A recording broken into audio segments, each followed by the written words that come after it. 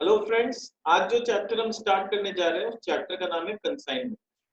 पहले समझते हैं कि कंसाइनमेंट क्या होता है। कंसाइनमेंट में क्या होता है, जनरली एक पर्सन होता है consignor, he is actually the seller. ठीक है, वो अपना सामान मान लो एक्सपोर्ट करना चाहता है किसी दूसरे कंट्री में या फिर दूसरे स्टेट में, और दूसरे स्टेट में उसका एक एजेंट है जिसको हम लोग कंसाइनी बोलते हैं। तो वो अपने सामान को यहाँ से पास ऑन करता है अपने कंसाइनी तक। वो दूसरे कंट्री में हो सकता है, दूसरे स्टेट में हो सकता है, कहीं भी हो सकता है।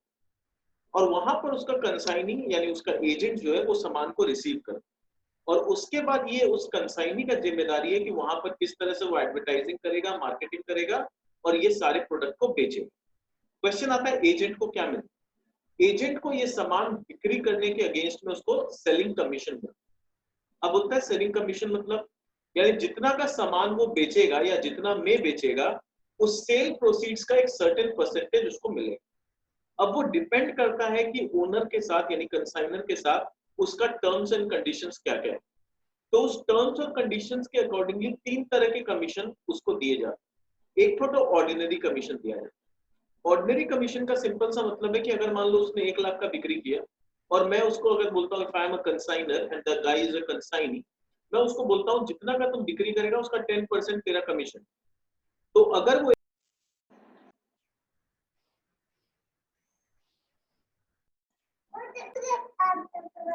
तो डेल क्रेडिट कमीशन में क्या है, मैं उसको बोलता हूँ देख तेरे को ऑर्डिनरी कमीशन जो मिलना है वो तो मिलेगा, वो तो तेरे से कोई छीनेगा नहीं, प्लस तेरे को मैं एक्स्ट्रा कमीशन दूंगा अगर तुम सामान उधारी में बेचते हो और एट द सेम टाइम उधारी में बेचने के बाद अगर कुछ पैसा डूबता है यानी बैड डेट होता है, तो वो बैड डेट का भी रिस्पॉन्सिबिलिटी अगर तुम लेते हो। तो what is del credit commission? Del credit commission is a commission given by consignor to his agent consignee for accepting the responsibility of bad debt. यानी कंसाइनी बोलता है देखिए सर, मैं आपका सामान चाहे कैश में बेचूं या उधारी में भी बेचूं, जितना सामान बिकेगा मैं आपको पूरा पैसा दूंगा। अगर कस्टमर से मैं नहीं भी ले पाया तो आपको मैं पूरा पैसा दूंगा। अगर कोई कस्टमर लेके भाग गया या बैड डेट हो गया तो उसका जिम्मेदारी आपका नहीं, वो जिम्मेदारी मेरा। तो ये जो वो जिम्मेदारी लेता है कंसाइनी, इसके लिए मैं उसको एक्स्ट्रा कमीशन देता हूं। उस कमीशन का नाम है डेल क्रेडिट कमीशन। अब क्या है, इसको क्वेश्चन को ध्यान से पढ़ना पड़ेगा। कभी कभी क्या होता है, डेल क्रेडिट कमीशन जो दिया जाता है वो टोटल सेल्स पे दिया जाता है। कभी कभी डेल क्रेडिट कमीशन सिर्फ क्रेडिट सेल्स पे, यानी जितना का तुमने उधारी बिक्री किया है सिर्फ उसी के ऊपर डेल क्रेडिट कमीशन दिया जाए। क्वेश्चन आता है if nothing is mention what to do. तो अगर कुछ भी मेंशन नहीं है तो फिर हम लोग टोटल सेल्स पे देंगे। तो मान लो मैं उसको 5% डेल क्रेडिट कमीशन देता हूं, तो टोटल उसका कमीशन बन जाता है 10% ordinary commission, 5% del credit commission यानी 15%। तो अब अगर 1 लाख का बिक्री हुआ है तो उसको 15,000 रुपया यानी 15% off 1 lakh as a commission मैं उसको दूंगा। 10,000 रुपया दूंगा ऑर्डिनरी कमीशन, 5,000 मैं उसको दूंगा as a del credit commission. और एक तीसरा तरह का कमीशन दिया जाता है, वो होता है एक्स्ट्रा ऑर्डिनरी कमीशन। ये क्या होता है, सपोज मैंने उसको बोला कि आप ये सामान 100 रुपए करके बेचें, और मान लो उसको मैंने टर्म्स एंड कंडीशन ये रखा है कि देखो ऑर्डिनरी कमीशन और डेल क्रेडिट जो आपको मिलना है वो मिलेगा, प्लस क्या होगा अगर आप 100 रुपए से ऊपर में अगर कुछ बेचते हो, मान लो आपने 150 करके वो सामान को बेच पाया, तो 50 रुपया जो एक्स्ट्रा आप मेरे को कमाई करके दे रहे हो, उस 50 रुपया का सिर्फ 50% तुम्हारा।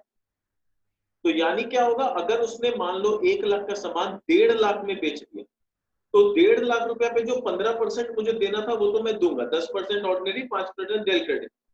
प्लस मैं क्या करूंगा, वो जो एक्स्ट्रा 50,000 है, वो एक्स्ट्रा 50,000 पे भी 50% यानी 25,000 कमीशन उसका एज अ स्पेशल कमीशन।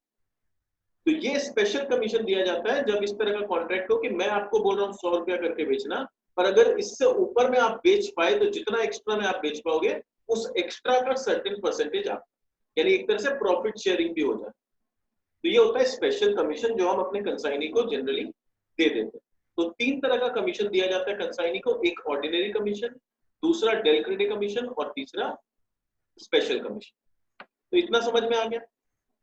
अब आता है कंसाइनी का काम क्या है। कंसाइनी का काम होता है वो सामान को रिसीव करे, रिसीव करके वो अपने गोडाउन में ले जाए। ठीक है, गोडाउन में जो भी गोडाउन रेंट लगेगा, एडवर्टीजमेंट, पब्लिसिटी, जितना भी खर्चा लगेगा वो खर्चा एक बार वो पेमेंट करेगा, बाद में हम लोग हिसाब कर लेंगे। तो जितना वो बिक्री करके पैसा अपने पास रखेगा उसमें से अपना सारा खर्चा बाद देके वो मेरे को रिइंबर्स करेगा। मान लो बिक्री किया था वो 1.5 लाख रुपए, तो 1.5 लाख रुपया उसके पास होना चाहिए।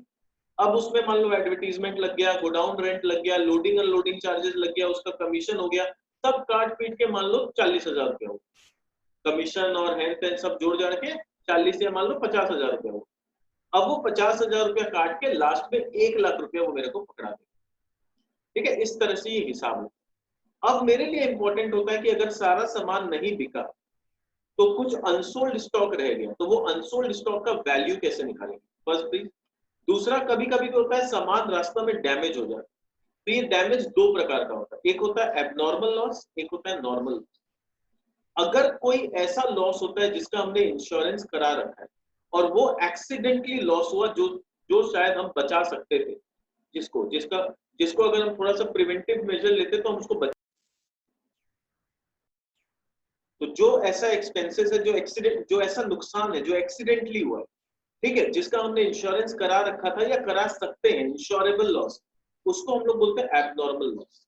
यानी ये हमारी गलती से हुआ या फिर हमारा प्रिकॉशन नहीं लेने की वजह से कुछ ऐसा गलती हुई, पर उसका क्योंकि हम इंश्योरेंस जनरली करा लेते हैं तो इंश्योरेंस कंपनी से हमें कुछ क्लेम मिल सकता है। नेक्स्ट क्या होता है, एक होता है नॉर्मल लॉस। नॉर्मल लॉस क्या होता है, ये ऐसा होता है कि ये सामान का कैरेक्टरिस्टिक में है कि थोड़ा बहुत सामान तो डैमेज होगा, इसको आप अवॉइड भी नहीं कर सकते, इसको आप बचा भी नहीं सकते और इसका इंश्योरेंस भी नहीं करा सकते। जैसे कि मान लो अगर कोई तेल का पेटी जा रहा है तो एक दो पैकेट, दो चार पैकेट लीकेज होगा, श्योर है, होना ही है, कोई नहीं बचा सकता उसको। अगर कोई कांच का सामान जा रहा है तो एक आध सामान टूटेगा ही, फूटेगा ही, ये नॉर्मल लॉस माना जाता है। तो ये दोनों को ट्रीट करने का तरीका अलग अलग होता है। एबनॉर्मल लॉस को तो जितना नुकसान हुआ उतना हम लोग माइनस कर देते हैं, पर नॉर्मल लॉस की वजह से क्या करते हैं, अपना कॉस्टिंग को बढ़ा देते हैं। मान लो कोई सामान 15 रुपया का कॉस्टिंग था, पर अगर एक आध पीस नुकसान हो गया, सपोज 10 पीस का दाम था 900 रुपया, तो 90 रुपया करके था, ठीक है। अब क्या हुआ, मान लो कि एक पीस डैमेज हो गया, ठीक है, 10 पीस का दाम कितना था 900 रुपया, एक पीस डैमेज हो गया, तो हम अज्यूम करेंगे मैंने 9 पीस ही खरीदा 900 रुपया, एक पीस हम भूल जाएंगे कि मैंने खरीदा भी। नॉर्मल लॉस में ऐसा करेंगे, नॉर्मल लॉस में हम भूल जाएंगे कि हमने खरीदा भी था उसको, तो हम अज्यूम करेंगे कि 9 पीस ही हमने खरीदा था 900 रुपए, तो मेरा पर यूनिट कॉस्टिंग कितना, 90 रुपया से बढ़ के 100 रुपया होगी। और अब जब हम सेलिंग प्राइस डिसाइड करेंगे तो हम अज्यूम करेंगे कि 100 रुपया मेरा कॉस्ट प्राइस है और उसको कैसे बेचा है। तो एक ओवरऑल कहानी समझ में आ गया कि इस चैप्टर में हम लोग को क्या क्या चीज देखना है। तो एक कंसाइनर है, एक कंसाइनी है, कंसाइनी सामान लेता है और बेचता है, और बाद में ये लोग हिसाब करके प्रॉफिट लॉस निकालते हैं। अब हम लोग थोड़ा सा कैलकुलेशन पार्ट में आते हैं कि ये कैलकुलेशन कैसे होता है और इसको थोड़ा सा डिटेल में समझते हैं।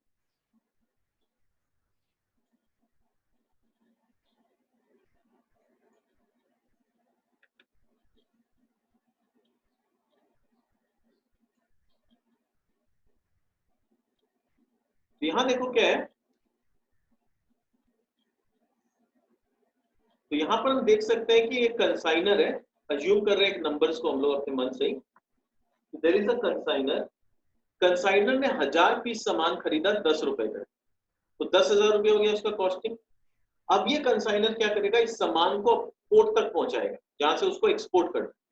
तो पोर्ट तक पहुंचाने से पहले उसको कुछ खर्चा करना पड़ेगा, जैसे इस सामान का वो इंश्योरेंस कराएगा, इस सामान का कुछ लोडिंग अनलोडिंग चार्जेस होगा, कुछ फ्रेट एक्सपेंसेस होगा, कुछ ऑक्ट्रॉय होगा, तो ये सारा जो भी खर्चा होगा, मैंने एक राउंड फिगर ले लिया 5,000 रुपये।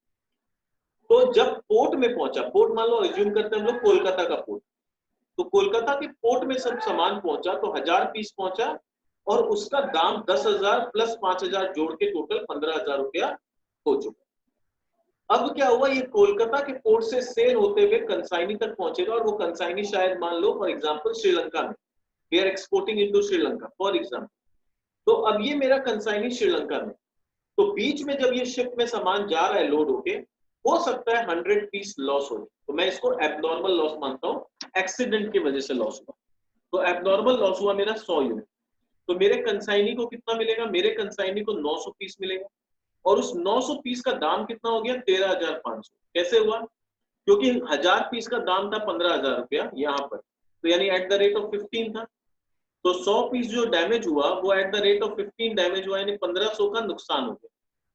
तो मेरा कंसाइनी बोलेगा देखिए सर, ये आपको जो रास्ता में नुकसान हुआ उसका मेरे को कोई मतलब नहीं है, मेरे को 900 पीस मिला है और प्रोपोर्शनेटली अगर 1000 पीस का दाम 15,000 रुपया होता है, 15 रुपया करके, तो 900 पीस का 15 रुपया करके 13,500 रुपया होता है। तो मेरे को 13,500 रुपया का सामान मिला। तो कंसाइनी इतना मेरे को क्लियर कर दिया। अब कंसाइनी इसको यहां से रिसीव करके अपने गोडाउन तक ले जाएगा।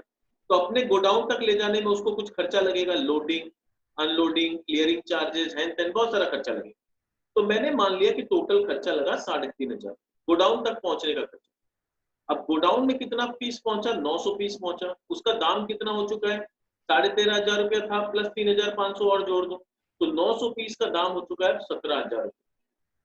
अब हम लोग अज्यूम करते हैं कि 900 पीस में 50 पीस पड़े पड़े लीकेज हो गया या कुछ, जो कि नॉर्मल लॉस है।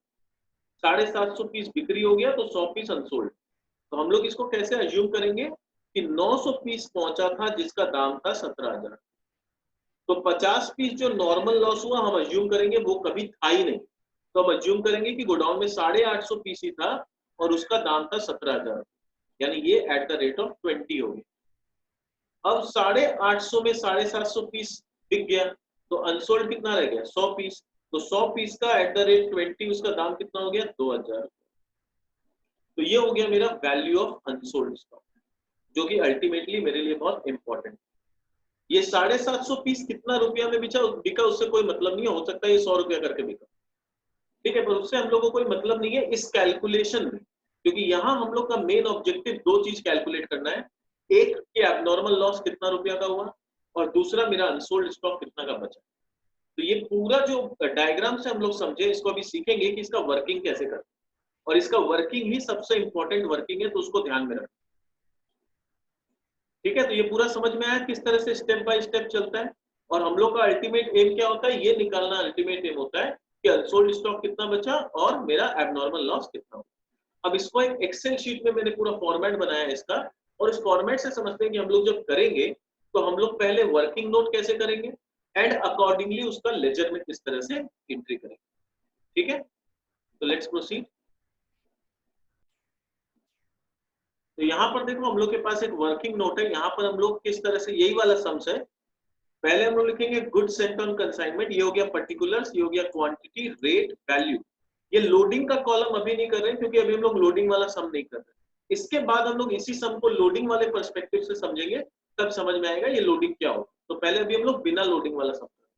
तो गुड्स सेंट ऑन कंसाइनमेंट कितना है? 1000 पीस है, 10 रुपया करके हम लोगों ने खरीदा था, तो 10,000 रुपया हमारा दाम।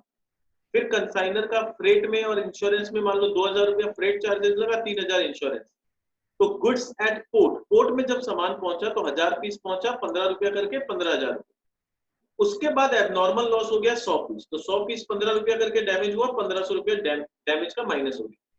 तो goods received by consignee, consignee ने कितना गुड्स रिसीव किया? 900 पीस रिसीव किया, 15 रुपया करके 13,500। उसके बाद क्या हुआ? Expenses of consignee till godown, यानी गोडाउन तक पहुंचने तक एक्सपेंसेस ऑफ कंसाइनी क्या हुआ? 3,500 रुपया हम लोगों ने लिया। गोडाउन में पहुंचने के बाद भी एक्सपेंसेस होता है, पर इस वर्किंग में हम लोग उसको कंसीडर नहीं करते। गोडाउन में पहुंचने तक का खर्चा को खाली कंसीडर करते हैं। उसके बाद गोडाउन रेंट लग सकता है, मार्केटिंग एक्सपेंसेस लग सकता है, सेलिंग कमीशन लग सकता है, मतलब जो भी अदर एक्सपेंसेस गोडाउन में पहुंचने के बाद कुछ भी लगे, इस वर्किंग में उससे कोई मतलब नहीं। जब लेजर बनाएंगे तब हम लोग सोचेंगे, पर फिलहाल हम लोग को उससे मतलब नहीं। तो expenses of consignee till godown 3,500 रुपए।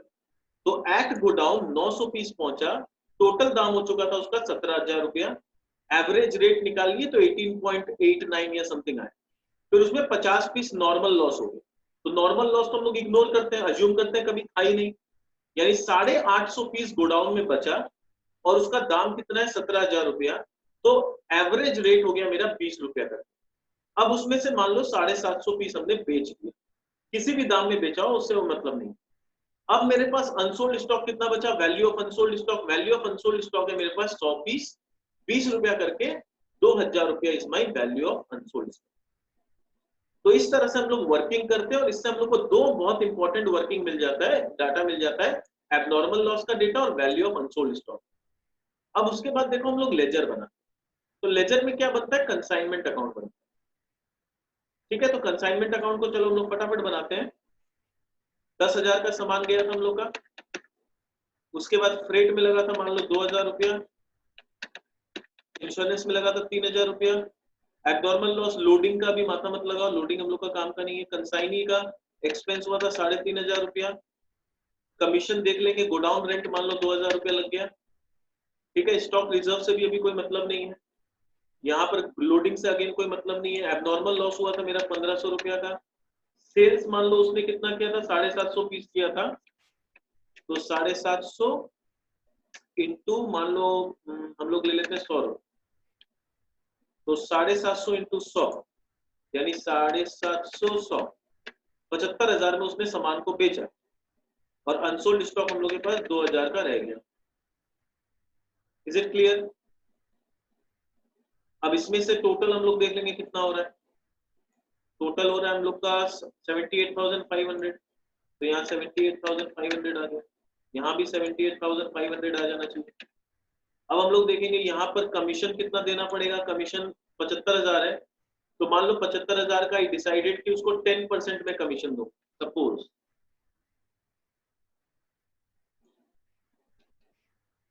ठीक है, कमीशन एट द रेट 10%, तो कितना बनेगा, 7,500 रुपया उसका कमीशन बनेगा। तो उसका इधर का टोटल कितना हो गया, इधर का टोटल अभी हो गया हम लोग का 28,000 रुपये। तो 78,500 में 28,000 रुपया माइनस करो, तो ये 78,500 माइनस 28,000, 50,500 रुपया आ गया प्रॉफिट। ठीक है, तो इस तरह से हम लोग प्रॉफिट ऑन कंसाइनमेंट निकाल सकते। क्लियर, कोई कंफ्यूजन नहीं है? तो ये फॉर्मेट हम लोग को पता होना चाहिए। सबसे पहले to goods sent on consignment, जितना का सामान था, फिर टू बैंक, बैंक मतलब एक्सपेंसेस ऑफ कंसाइनर, कंसाइनर ने क्या क्या खर्चा किया। फ्रेट का किया था 2000 रुपया खर्चा, इंश्योरेंस का किया था 3000 रुपया। फिर क्या हुआ, बीच रास्ता में कुछ एब्नॉर्मल लॉस हो गया, तो एब्नॉर्मल लॉस का हम लोग यहाँ पर, एब्नॉर्मल लॉस में लोडिंग वर्ड नहीं आएगा, ठीक है। तो एब्नॉर्मल लॉस हो गया 1500 रुपया। लोडिंग वाले अभी हम लोग लोडिंग वाला सम नहीं कर रहे हैं, तो उसको अभी इग्नोर करो। फिर उसने सामान बेचा 750 पीस 100 रुपया करके 75,000 रुपया, उस पर 10% कमीशन दे दिया मैंने। उसका खर्चा था 3,500 रुपया, गोडाउन रेंट का मान लो 2000 रुपया लग गया। अनसोल्ड स्टॉक ऑलरेडी हम लोगों ने कैलकुलेट किया, तो ये एबनॉर्मल लॉस और अनसोल्ड स्टॉक, ये दो इंपॉर्टेंट वैल्यू हम लोग को वर्किंग से मिल जाता है, तो हम लोग का काम बहुत आसान हो जाता है और फटाफट हम लोग प्रॉफिट ऑन कंसाइनमेंट निकाल लेते। ठीक है, अब उसके बाद क्या करना है, कंसाइनी अकाउंट बनेगा। तो कंसाइनी ने बिक्री कितना का किया, 75,000 रुपया का उसने सेल्स किया था। अब उसका कमीशन या एक्सपेंसेस कितना था, एक्सपेंसेस था उसका 3,500 रुपया, कमीशन मैंने उसको दिया था 7,500 रुपया, गोडाउन रेंट उसका था 2000। तो टोटल मिला के कितना हो गया, ये हो गया तीनों मिला के 13,000 रुपया। तो 13,000 इधर मैं क्रेडिट कर देता हूँ कंसाइनी को। उसने अगर कुछ एडवांस दिया होता, सपोज कंसाइनी ने मुझे कुछ एडवांस पेमेंट किया या फिर कोई बिल्स रिसीवेबल एक्सेप्ट किया था एडवांस के लिए, तो मैं यहाँ बाई बैंक या बाई बिल्स रिसीवेबल लिखता। पर इस सब में हम लोगों ने एडवांस वाला कुछ नहीं लिया, तो मान लो उसने कोई एडवांस नहीं दिया, तो बाद बाकी वो मेरे को कितना पेमेंट करेगा, यहाँ पर बाई बैलेंस सीडी मैं उससे पाऊंगा 75,000 माइनस 13,000, तो 62,000 रुपया मैं उससे नेट पाऊंगा। वही अगर उसने मेरे को मान लो 20,000 रुपया एडवांस दे दिया होता, तो और 42,000 मैं उससे पाता। अब यहाँ पर क्या, अगर वो बोल देता है, क्वेश्चन ध्यान से पढ़ना पड़ेगा। अगर क्वेश्चन में बोल दिया कि the final amount was settled bye a bank draft या बाय चेक पेमेंट, तो फिर यहाँ बाय बैलेंस सीडी नहीं लिखे, मैं बाय बैंक लिखता। ठीक है, तो यहाँ पर अगर सेटल हो जाएगा तो हम लोग बैंक लिखेंगे। क्या लिखेंगे, बैंक लिखेंगे। अगर वो चेक दे दिया है तो बैंक लिख देंगे, और अगर ड्यू है तो बाय बैलेंस सीडी आ जाएगा, तो डिपेंडिंग की सिचुएशन कैसा है। ठीक है, तो कंसाइनी अकाउंट समझ में आगे कैसे बनेगा कि कंसाइनी जितना का बिक्री किया माइनस उसका जो भी कमीशन एक्सपेंसेस गोडाउन रेंट जो भी खर्चा लगा वो माइनस करके बाद बाकी पैसा वो मेरे को देगा। फिर एबनॉर्मल लॉस, एबनॉर्मल लॉस अपना कितना का हुआ था, 1500 रुपया का हुआ था। मान लो कि इंश्योरेंस वाले ने बोला कि मैं आपको 1000 रुपया दे दूंगा, तो इंश्योरेंस का क्या है, अगर पैसा दे दिया है तो हम लोग बाई बैंक लिखेंगे, और अगर वो एडमिट कर लिया है कि मैं 1000 रुपया दूंगा पर अभी तक दिया नहीं है, तो बाई इंश्योरेंस क्लेम लिखेंगे। इसलिए मैंने स्लैश दे के लिखा है कि बाई बैंक भी हो सकता है या बाई इंश्योरेंस क्लेम भी हो सकता है। उसके बाद मेरा नेट लॉस कितना हो गया, 500 रुपया का मेरा लॉस हो गया। ठीक है, तो इस तरह से ये तीन मेन अकाउंट बनता है, consignment account, consignee account and abnormal loss account. तो ये तीन अकाउंट अगर हम लोग अच्छा से बनाना आ गया तो मोस्टली हम लोग समझ गए कि कैसे करना। ठीक है, तो समझ में आ गया। अब इसी सम को हम लोग एक एग्जांपल लेते हैं जहां पर हम लोग को लोडिंग के साथ अगर करना पड़ेगा तो क्या हो। तो थोड़ा सा क्वेश्चन को ट्विस्ट करते हैं, पहले समझते हैं कि लोडिंग होता क्या है, इनवॉइस प्राइस क्या होता है और क्यों इसको किया जाता है। इसमें क्या होता है, कभी कभी जो कंसाइनर है वो नहीं चाहता कि कंसाइनी को पता चले कि उसका प्रॉफिट कितना हो, वरना क्या होगा, लॉन्ग रन में ये रिस्क होगा कि कंसाइनी धीरे धीरे खुद भी अपना बिजनेस स्टार्ट कर देगा और वो देखेगा जब इतना कमाई हो रहा है तो मैं अपना बिजनेस करूं, मैं दूसरा के लिए काम क्यों करूं। अब यहीं पर देख लो, अपने लोग जो चीज 10 रुपया करके खरीद रहे हैं उसको 100 रुपया करके बेच रहे हैं। तो 10 रुपया करके खरीद के 100 रुपया करके बेच रहे हैं, यानी ऑलमोस्ट 10 टाइम्स मेरा प्रॉफिट ज्यादा हो रहा है, 1000% मार्जिन है। तो अगर कंसाइनी को ये बात पता चलेगा तो बोलेगा छोड़, इसके लिए मैं काम क्यों करूंगा, मैं अपना बिजनेस स्टार्ट कर लूं। तो मैं नहीं चाहता हूं कि कंसाइनी को पता चले कि मेरा कॉस्ट प्राइस है। तो मैं क्या करूंगा, कंसाइनी को सिर्फ इतना बोल दूंगा, देख भैया तेरे को इतना रुपया करके इनवॉइस प्राइस है, इससे ज्यादा में बेचना है ज्यादा में बेच, मिनिमम इतना में तो बेच, invoice price is your selling price. तेरे को इससे कोई मतलब नहीं है कि मैं कितना में खरीदा हूं, मैं तेरे को जितना में बेचने बोल रहा हूं उतना में बेच, उससे ज्यादा तेरे को सोचना नहीं। तो फिर क्या होता है, वहां पर लोडिंग का कंसेप्ट आता है। तो इसको ध्यान से समझते देखो, सेम समय 1000 रुपया का 1000 पीस हम लोगों ने खरीदा था 10 रुपया करके, पर मैंने कंसाइनी को बोला तेरे को ये 15 रुपया करके इनवॉइस प्राइस है, तो वैल्यू मैंने उसको कितना बताया, 15,000 रुपया बताया, पर मेरे को पता है कि मैंने 5,000 एक्स्ट्रा बताया, 10,000 का चीज उसको मैंने 15,000 बोल के रखा है, तो यानी लोडिंग कितना हो गया, 5,000 हो गया। तो पर यूनिट 5 रुपया का लोडिंग होगी, तो ये दिमाग में याद रखना। ठीक है, उसके बाद एक्सपेंसेस ऑफ कंसाइनर में फ्रेट 2000 लगा, सेम सम है बिल्कुल सेम, इंश्योरेंस 3000 रुपया, तो टोटल वैल्यू हो गया 20,000 रुपया। तो जब पोर्ट में सामान पहुंचा तो 1000 पीस पहुंचा 20 रुपया करके 20,000 रुपया, उसमें 5,000 का लोडिंग है, वो मेरे को याद रखना। फिर 100 पीस जब डैमेज हुआ तो 20 रुपया करके 2000 रुपया का डैमेज हुआ, पर एक्चुअली तो 2000 उसका दाम नहीं है। तो अगर 20,000 का सामान में 2000 रुपया हुआ, यानी 5,000 में 500 का लोडिंग कैंसिल करना होगा। अब ये लोडिंग एग्जिस्ट नहीं करता क्योंकि सामान डैमेज हो गया, तो प्रोपोर्शनेटली 1000 पीस में 5 रुपया करके पर पीस लोडिंग है, ये याद रखना। तो 100 पीस पे कितना हो गया, 500 रुपया का लोडिंग हो गया, तो 500 रुपया का लोडिंग हम कैंसिल करते हैं। तो गुड्स रिसीव्ड बाय कंसाइनी कितना हुआ, 900 पीस वो रिसीव किया, जो उसको पता है कि 20 रुपया करके कॉस्टिंग पड़ा है 18,000 रुपया, और हम लोग को पता है कि 5 रुपया पर पीस करके लोडिंग है, तो 900 इंटू 5 4,500 रुपया इसमें अभी भी लोडिंग। फिर क्या हुआ, कंसाइनी ने खर्चा किया 3,500 रुपया, तो जब गोडाउन में सामान पहुंचा तो 900 पीस पहुंचा जिसका नाम 21,500 हो चुका था, तो प्रोपोर्शनेटली रेट कितना हो गया था, 23.89 कुछ रेट आ गया, और उसमें 4,500 का अभी भी लोडिंग है।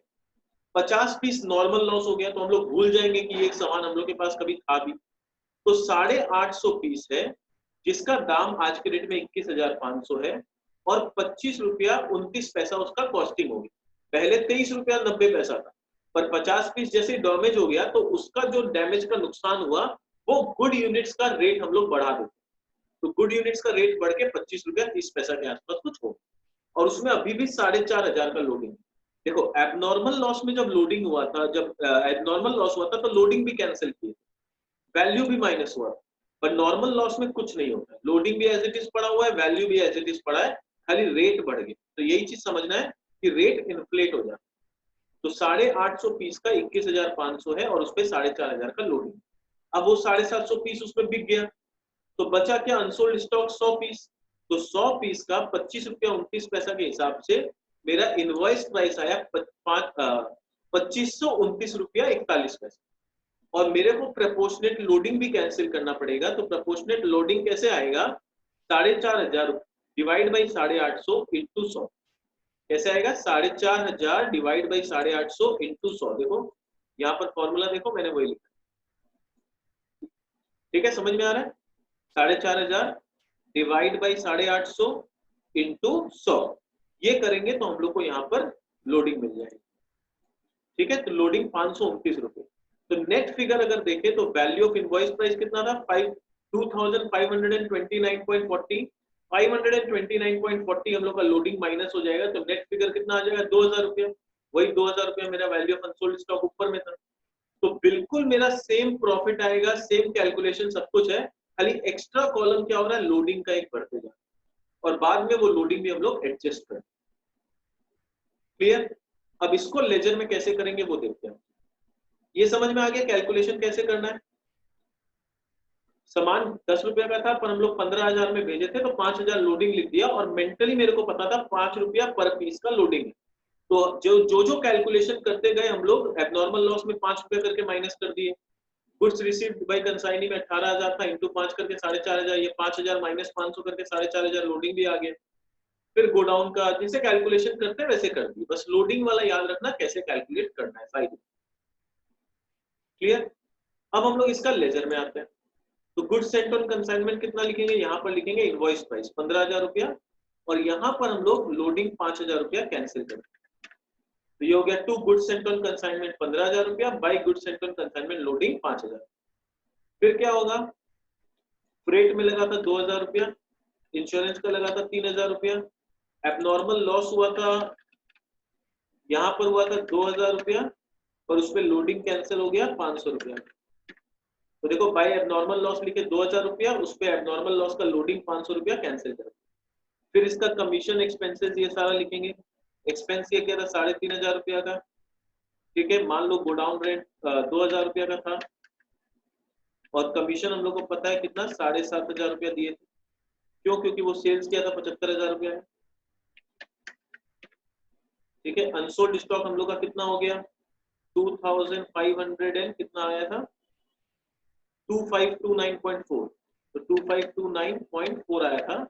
उसमें हम लोग स्टॉक रिजर्व में यहाँ पर लोडिंग कैंसिल कर देंगे 529.4, तो नेट इफेक्ट 2,000 रुपया का आ गया, ठीक है।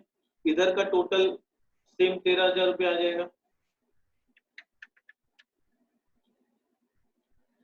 क्लियर?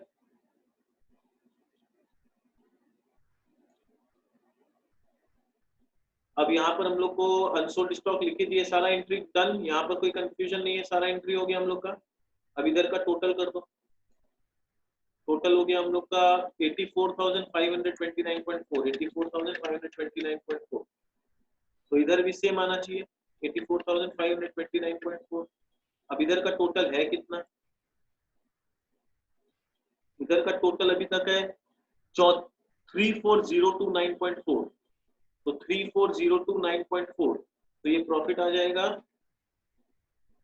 दिस माइनस 34,029.4, तो प्रॉफिट आ गया 50,500 रुपया। एग्जैक्टली सेम फिगर आया जो ऊपर आया था। देखो यहाँ भी प्रॉफिट ऑन कंसाइनमेंट 50,500 था, और यहाँ भी प्रॉफिट ऑन कंसाइनमेंट 50,500, यानी सम्स करने का सिर्फ पैटर्न थोड़ा सा चेंज हुआ है, वर्किंग थोड़ा सा चेंज हुआ है, लिखने का पोस्टिंग थोड़ा सा चेंज हुआ है, but otherwise everything is same, profit same आएगा। अब आता है कंसाइनी अकाउंट, तो कंसाइनी में सेम होगा। देखो सेल्स हुआ 7,500 रुपया का, expenses commission godown rent same है, बाद बाकी उससे जो रुपया लेना है वो लेना ही है, तो कोई डिफरेंस नहीं है यहाँ पे। एबनॉर्मल लॉस में क्या होगा, यहाँ पर आ जाएगा 2,000 रुपया, ठीक है। टू कंसाइनमेंट बाई बैंक में या इंश्योरेंस क्लेम 1,000 रुपया मिला है, लोडिंग का हम लोग 500 रुपया एडजस्ट कर देंगे, ठीक है। तो अल्टीमेटली यहाँ भी लॉस ऑन कंसाइनमेंट मेरा 500 रुपया ही होगा। तो देखो एबनॉर्मल लॉस अकाउंट भी बन गया मेरा, कंसाइनी अकाउंट भी बन गया, और मेरा कंसाइनमेंट अकाउंट भी बन गया। तो हम लोगों ने ये भी सीख लिया कि अगर लोडिंग दिया रहेगा क्वेश्चन में तो कैसे करेंगे, ठीक है। अब क्या होता है, कभी कभी लोडिंग ऐसे बोला नहीं जाता, जैसे यहाँ पर तो मैंने बोल दिया था कि 10 रुपया का सामान था, हमने 15 रुपया करके इनवॉइस प्राइस की, तो पता चल गया कि 10 रुपया था, इनवॉइस प्राइस हम लोग का 15 रुपया था, तो लोडिंग 1,000 इंटू 5,000 रुपया। पर हमेशा क्वेश्चन में ऐसा बोला जाए ये जरूरी नहीं। क्वेश्चन में कभी कभी बोलेगा goods costing 10,000 rupees was invoiced at 50% above cost, तो 10,000 रुपया का कॉस्ट प्राइस था, 50% अबव कॉस्ट यानी 5,000 रुपया मेरा लोडिंग हो गया, तो 15,000 रुपया मेरा इनवॉइस वैल्यू हो गया, ये भी आसान हो गया। पर अगर मान लो ये बोला होता कि goods costing rupees 10,000 invoiced at 33.1/3% on invoice price, तो इनवॉइस प्राइस पता नहीं है पर लोडिंग है 33.1/3% ऑन इनवॉइस प्राइस, पता मेरे को क्या है, पता है मेरे को कॉस्ट प्राइस। तो अब इसको कैसे करना पड़ेगा, अगर हम करना चाहें तो इसको कैसे करेंगे, तो एक बार हम लोग वर्किंग करके देखते हैं कैसे होगा। देखो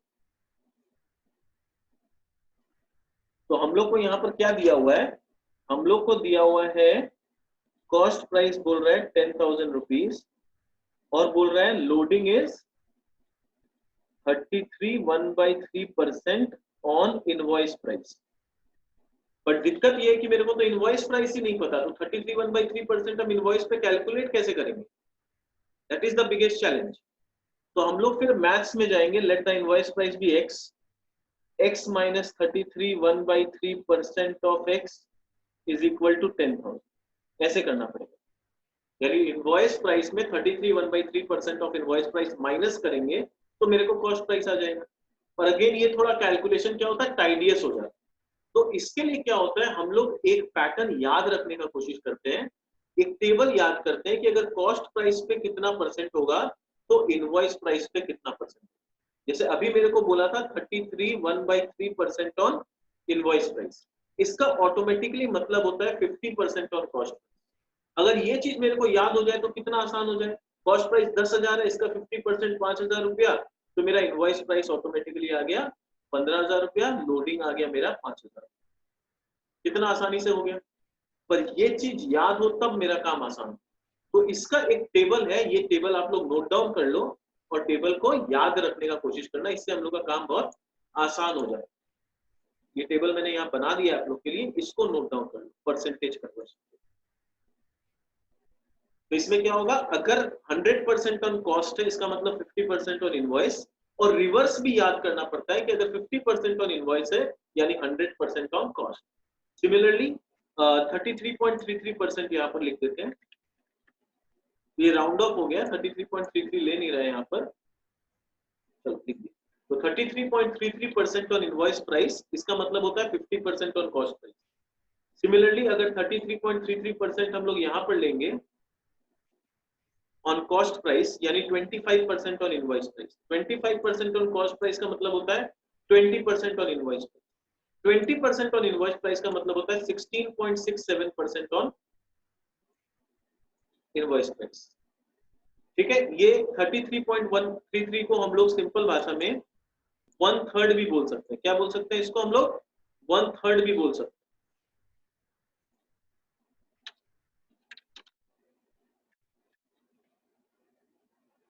ठीक है, इसको 1/3 भी बोला जा सकता है।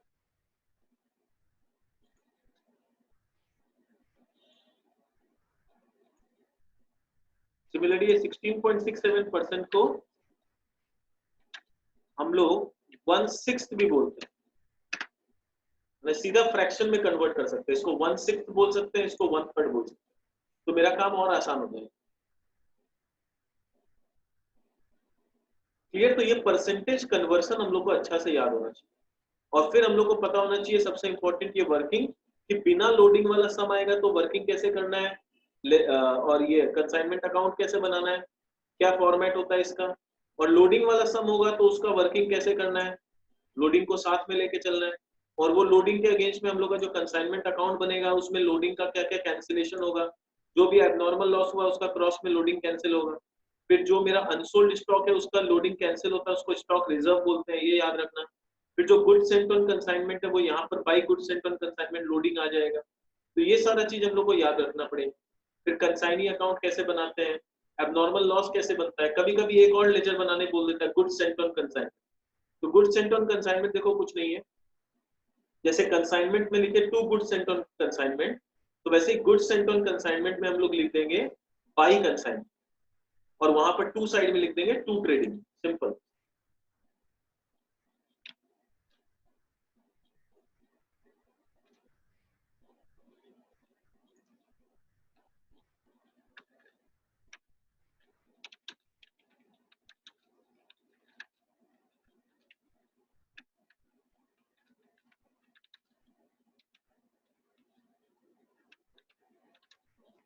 तो सपोज हम लोग goods sent on consignment account बनाना चाहते हैं, तो यहाँ पर क्या हो जाएगा,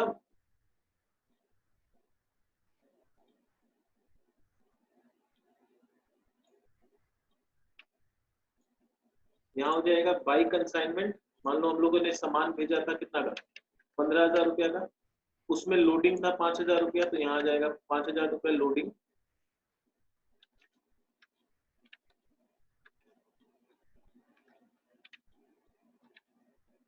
ठीक है, लोड आ गया 5,000 रुपया, और उसके बाद यहाँ बाई पीएल नहीं होगा, यहाँ हो जाएगा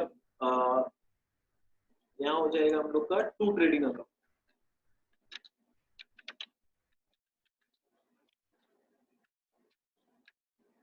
टू ट्रेडिंग अकाउंट हो जाएगा, 10,000 का सामान गया,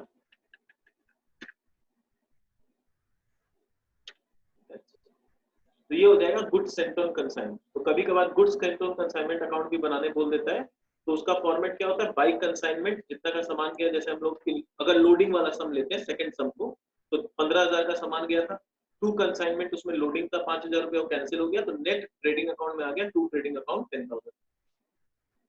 तो ये हम लोग को करना पड़ता। और यहाँ पर जैसे हम लोगों ने जो कमीशन कैलकुलेट किया था, बहुत इजी वाला किया था, सिर्फ हमने लिया था कि बेसिक्स जितना का सामान बिक्री हुआ उसका 10%, हम लोग खाली ऑर्डिनरी कमीशन लेके चले।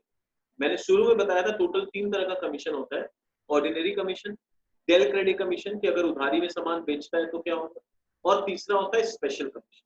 तो डेल क्रेडिट कमीशन एक्स्ट्रा मिल सकता है, स्पेशल कमीशन एक्स्ट्रा मिल सकता है, और सबका एंट्री यहाँ से। अब हम लोग सीखेंगे नेक्स्ट कि ये वाला सेशन को तो यही रैप अप करेंगे।